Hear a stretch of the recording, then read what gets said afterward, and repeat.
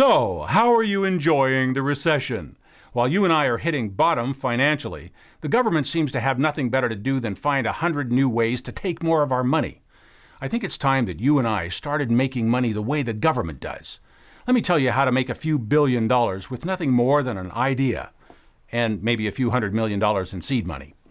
When I was a kid, cars had no seat belts. There were no child seats. So first, somebody had to scare us about how unsafe cars are. And then they could pass laws forcing us to buy things for our own protection. That's it. If you can get the government to force everybody to buy your product, you can haul in $5 or $10 billion overnight. If I can make $5 billion by spending a few million in media campaigns telling people their cars are unsafe, I think I might throw in on that. While I'm at it, I might kick some lobby money over there to get a law designating my product as the official certified government-approved mandatory brand to buy. Why not go for the monopoly? The way I see it, you're not really selling until you've got the power of government selling for you. There are tons of ways to do this. Start up a little pharmaceutical company. Make sure you have a drug that the government will force everyone to buy. Let's see, that would be vaccinations, of course. Spend a few million to convince the government that there will be a pandemic.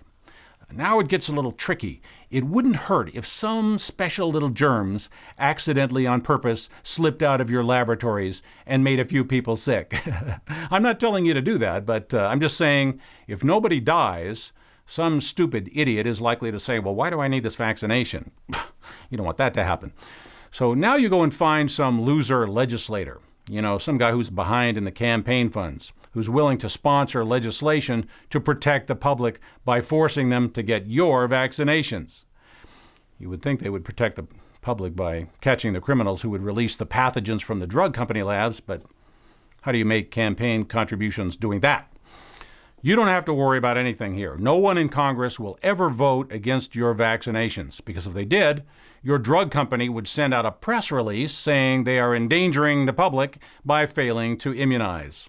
So the government buys 300 million doses of your vaccine at $20 each. We pay for it with our tax bills and our health insurance. You take home $5 billion.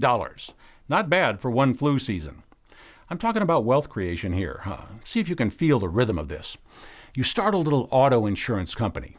Spend a few million to convince people it's not safe to drive unless you have insurance. Remember, scare, scare, scare. Slip a few million into Congress, and presto, the government forces everyone in the nation to buy your insurance. Cha-ching! I'm on a roll. How about this? You start up a little military services company. You grease the media and government to froth up about the threat of terrorism. Scare, scare. You convince some simple-minded president that there are weapons of mass destruction, and pow! You get a war that lasts longer than the simple-minded president's term. You take home $50 billion a year as long as you can get American soldiers and terrorists to act like they're fighting. The possibilities are endless. Start a little loan company and get some fool in Congress to promote subprime loans. Use your imagination. By now, I'm sure you have discovered the secret. Start a little business and get the government to force people to be your customers. Corporations sell things.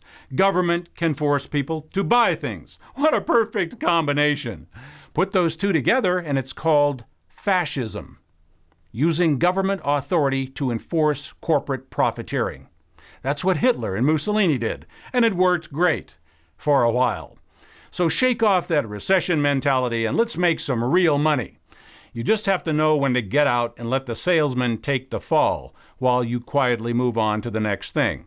And make sure you keep yourself nice and private and have a nice long list of expendable salesmen. And I'll see you at the yacht club. I'm Jerry Day, and this is Matrix News Network.